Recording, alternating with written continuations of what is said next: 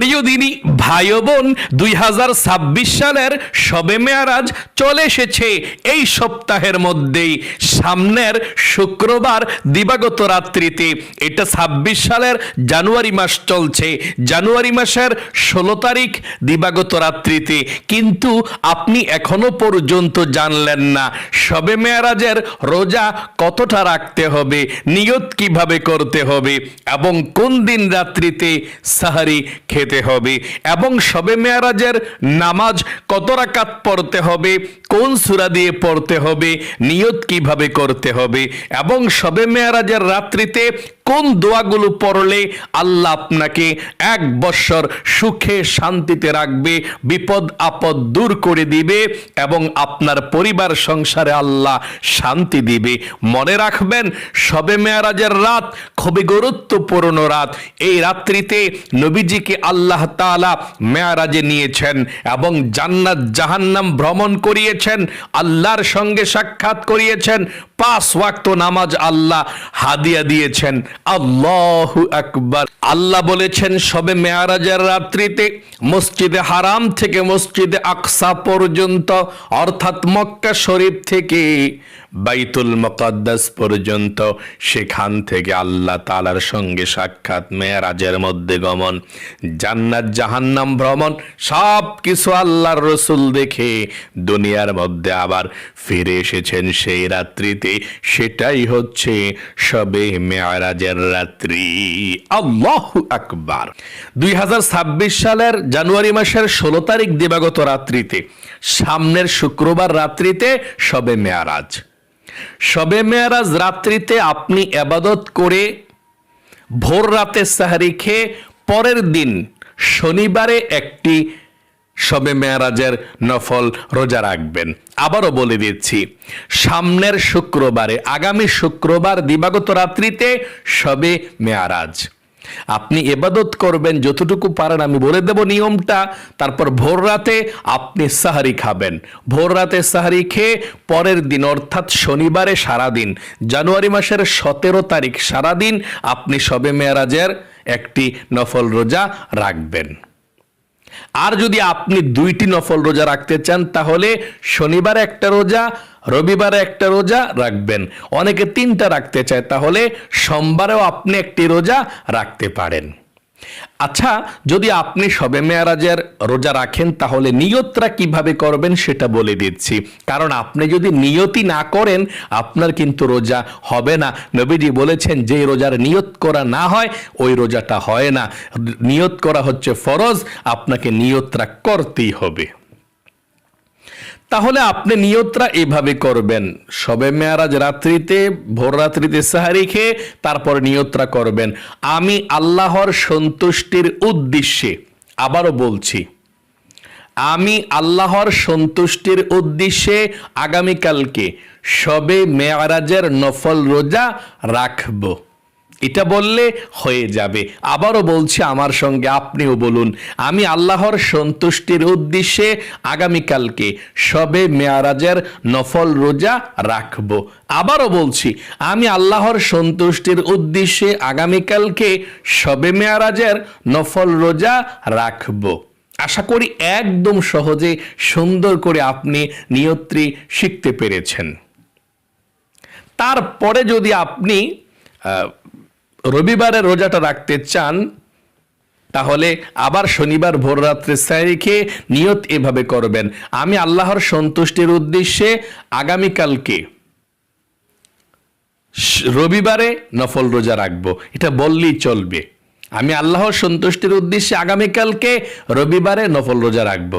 তারপর আবার সোমবারে রাখলে, আমি আল্লাহর সন্তুষ্টির উদ্দেশ্যে আগামীকালকে সোমবারে নফল রোজা রাখবো। এটা বললে হয়ে যাবে ইনশাআল্লাহ।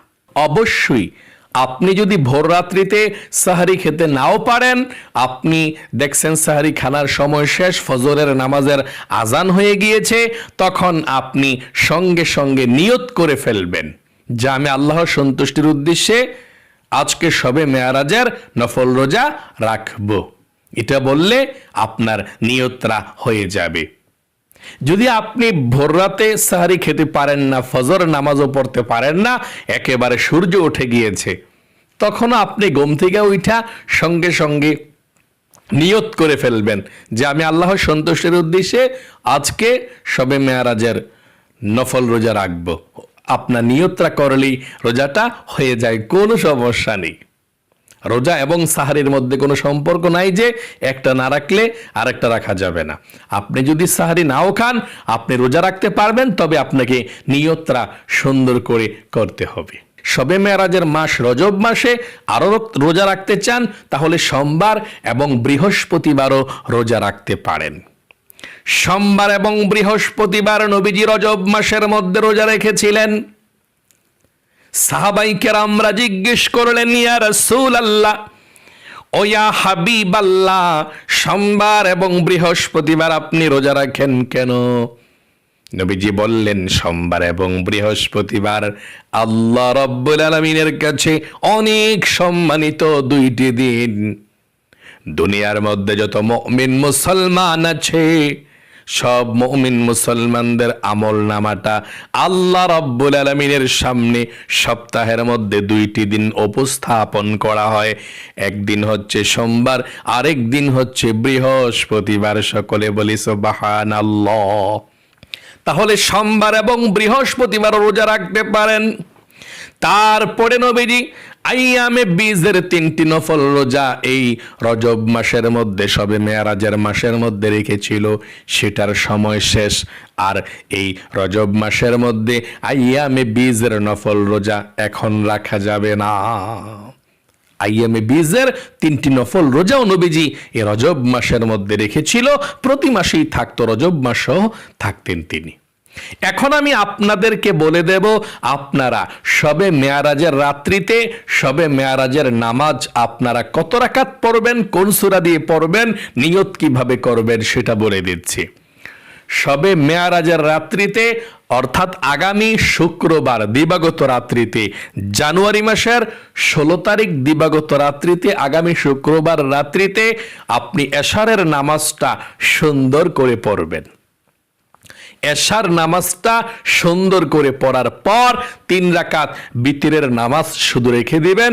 এই নামাজটা শবে মেয়ারাজ নামাজ পড়ার পর এই নামাজটা পড়ে তারপর আপনি মুনাজাত করবেন। আমি নিয়মটা বলে দেব ইনশাআল্লাহ। তাহলে এশার নামাজ পড়ে শুক্রবার রাতে আপনি 3 রাকাত বিতরের নামাজ পড়বেন না, এটা শবে মেয়ারাজ নামাজ পড়ার পরে পড়বেন ইনশাআল্লাহ।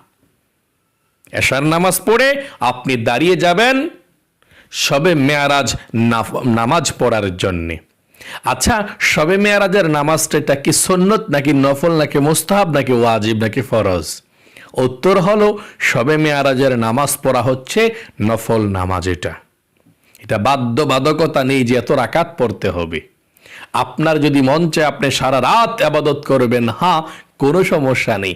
আপনার যদি মন চায় যে আমি ইবাদত করব না, হ্যাঁ, করতে পারেন, গুনাহ হবে না। তবে শবে মেয়ারাজের রাত্রিটা খুবই গুরুত্বপূর্ণ রাত্রি, ফজিলতপূর্ণ রাত্রি। যেহেতু আল্লাহর নবীজি আল্লাহর সঙ্গে মেয়ারাজে গিয়েছিলেন, এই জন্যে আমরা শবে মেয়ারাজের রাত্রিতে ইবাদত করব। আল্লাহ দোয়া কবুল করবে, মনের আশা পূরণ করবে, যা চাইবেন তাই পেয়ে যাবেন। আপনি এশার নামাজটা পড়ার পর 3 রাকাত বিতরের নামাজ রেখে দিবেন, পরে পড়বেন। তারপর আপনি দাঁড়িয়ে যাবেন শবে মেয়ারাজ 2 রাকাত নামাজ পড়ার জন্য। এই শবে মেয়ারাজের নামাজটা 2 রাকাত 2 রাকাত 2 রাকাত করেই পড়তে হয়। 2 রাকাত নামাজের জন্য আপনি দাঁড়িয়ে যাবেন। দাঁড়িয়ে গিয়ে সর্বপ্রথম আপনাকে নিয়ত করতে হবে। নিয়তটা যদি আরবিতে করতে চান, হ্যাঁ, করতে পারেন, কোনো সমস্যা নেই। যদি বাংলাতে করতে চান, বাংলাতেও করতে পারেন অতি সহজে, কোনো সমস্যা নেই, সওয়াব একই হবে। আমি প্রথমে আরবিটা বলে দিচ্ছি, তারপর বাংলাটা বলে দিচ্ছি। মনোযোগ সহকারে শুনুন এবং আমার সঙ্গে বলুন। নাওয়াইতু আন উসাল্লিয়া লিল্লাহি তাআলা রাকাতাই সালাতিল লাইলাতুল মি'রাজ নফলি মুতাওয়াজ্জিহান ইলা জিহাতিল কাবাতি শরীফাতি। আল্লাহু আকবার। আমি আবারও বলছি, নাওয়াইতু আন উসাল্লিয়া লিল্লাহি তাআলা রাকাতাই সালাতিল লাইলাতুল মি'রাজ নফলি মুতাওয়াজ্জিহান ইলা জিহাতিল কাবাতি শরীফাতি। আল্লাহু আকবার। এভাবে আপনি নিয়তরা বাঁধবেন। যদি আপনি আরবিতে না পারেন কোনো সমস্যা নেই, বাংলাতে অতি সহজে নিয়ত করে নামাজটা পড়তে পারবেন। এভাবে আমার সঙ্গে বলুন, আমি কিবলামুখী হয়ে 2 রাকাত শবে মেরাজের নফল নামাজ আদায় করব। আল্লাহু আকবার। আবারও বলছি, আমি কিবলামুখী হয়ে 2 রাকাত শবে মেরাজের নফল নামাজ আদায় করব। এভাবে আপনি শবে মেরাজের নামাজের নিয়তটা বাঁধবেন। আচ্ছা, কোন সূরা দিয়ে শবে মেরাজের নামাজ পড়তে হয় এবং কিভাবে মুনাজাত করতে হয় সেটা শুনুন। আপনি 2 রাকাত করে শবে মেরাজের নামাজ আদায় করবেন। কত রাকাত পর্যন্ত আদায় করবেন? নিম্নে 2 রাকাত, তারপর 4 রাকাত, 6 রাকাত, 8 রাকাত, 10 রাকাত, 12 রাকাত, আপনার যত রাকাত মন চায় তত রাকাত শবে মেরাজের নামাজ পড়তে পারেন, কোনো সমস্যা নেই। তবে 4 রাকাত পর পর আপনি এই দোয়াগুলো পড়ে মুনাজাত করবেন ইনশাআল্লাহ। যখনই আপনার 4 রাকাত শবে মেরাজের নামাজ হয়ে যাবে, 2 রাকাত করে 4 রাকাত, তখন আপনি বসবেন। বসে পৃথিবীর সব থেকে শ্রেষ্ঠ আপনি জিকিরগুলো করবেন, দোয়াগুলো পড়ে মুনাজাত করবেন। যেই দোয়াগুলো পড়লে আল্লাহর আরশ পর্যন্ত কেঁপে ওঠে, আল্লাহর কাছে যা চাইবেন তাই পেয়ে যাবেন, সেই দোয়াগুলো পড়তে হবে। তাহলে আপনি শবে মেরাজ নামাজ কোন সূরা দিয়ে পড়বেন? যেই কোনো সূরা দিয়ে পড়া যায় ফাতিহার পরে, অন্যান্য নামাজের মতো। শুধু নিয়তরা শবে মেরাজের নফল নামাজের করবেন। এছাড়া আপনি 2 রাকাত করে যেই কোনো সূরা দিয়ে আপনি পড়তে পারেন, কোনো সমস্যা নেই ইনশাআল্লাহ। আচ্ছা, 4 রাকাত শবে মেরাজের নামাজ যখন শেষ হয়ে যাবে তখন আপনি বসবেন। বসে যদি তাসবিহ থাকে তাসবিহ, অথবা হাতে গনে গনে আপনি সুন্দর করে করে আপনি জিকিরগুলো করবেন। 1 নম্বরে আপনি সুবহানাল্লাহ 100 বার পাঠ করবেন, ধীরে ধীরে খুব সুন্দর করে সুবহানাল্লাহ সুবহানাল্লাহ এভাবে। 2 নম্বরে আপনি আলহামদুলিল্লাহ পাঠ করবেন, 100 বার সুন্দর করে পাঠ করবেন আস্তে আস্তে। 3 নম্বর আল্লাহু আকবার পাঠ করবেন 100 বার। 4 নাম্বার লা ইলাহা ইল্লাল্লাহ পাঠ করবেন 100 বার। এই লা ইলাহা ইল্লাল্লাহ পাঠ করলে আল্লাহর আরশ পর্যন্ত কেঁপে ওঠে। আল্লাহু আকবার। আপনি লা ইলাহা ইল্লাল্লাহ 100 বার পড়বেন। একবার শুধু পুরোটা কালেমা পড়বেন, লা ইলাহা ইল্লাল্লাহু মুহাম্মাদুর রাসূলুল্লাহ সাল্লাল্লাহু আলাইহি ওয়াসাল্লাম, এভাবে পাঠ করবেন। 5 নম্বরে আপনি জীবনের সমস্ত গুনাহগুলো ক্ষমা হওয়ার জন্য ছোট্ট ইস্তিগফারের দোয়াটা পড়বেন, আস্তাগফিরুল্লাহ আস্তাগফিরুল্লাহ আস্তাগফিরুল্লাহ, এভাবে 100 বার পাঠ করবেন।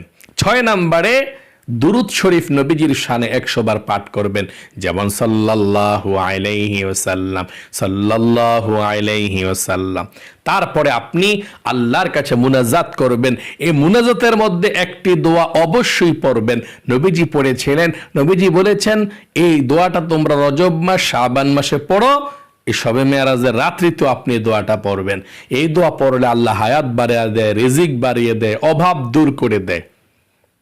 তাই এই দোয়াটা আপনি অবশ্যই পাঠ করবেন। আর দোয়াটা কি? মুনাজাতের মধ্যে একবার হলেও দোয়াটা পড়বেন, এখনো প্রতিদিন পড়বেন। রমজান মাস আসার আগে আগে রজব মাস, শাবান মাস এবং শবে মেরাজের রাত্রিতে অবশ্যই মুনাজাতের মধ্যে দোয়াটা পড়বেন। দোয়াটা কি? আমার সঙ্গে পড়ুন, আল্লাহুম্মা বারিক লানা ফি রজব ওয়া শাবান ওয়া বাল্লিগনা রমাদান। আবারও বলুন, আল্লাহুম্মা বারিক লানা ফি রজব ওয়া শাবান ওয়া বাল্লিগনা রমাদান। তারপরে যদি আরো মন চায় জিকির করবেন, না করলে নাই। আপনি আল্লাহর কাছে অবশ্যই মুনাজাত করে জীবনের গুনাহগুলো ক্ষমা চাইবেন, ধন সম্পদ চাইবেন, রিজিক চাইবেন, অভাব দূর হওয়ার জন্য দোয়া করবেন, মনের আশা পূরণের জন্য দোয়া করবেন, আল্লাহর কাছে সব কিছু বলবেন। তারপর আপনি মুনাজাত শেষ করে তারপর আপনি বসে কতক্ষণ কোরআন তেলাওয়াত করতে পারেন, জিকির করতে পারেন, দুরূদ পড়তে পারেন, মুনাজাত করতে পারেন, আবার নামাজ পড়বেন। এভাবে আপনি শবে মেরাজের রাত্রিতে সঠিকভাবে যত রাকাত নামাজই পড়েন, যতক্ষণই আপনি ইবাদত করেন, সঠিকভাবে ইবাদত করে আল্লাহর কাছে বলবেন, ইনশাআল্লাহ যা বলবেন তাই কবুল হবে, মনের আশা পূরণ হবে ইনশাআল্লাহ।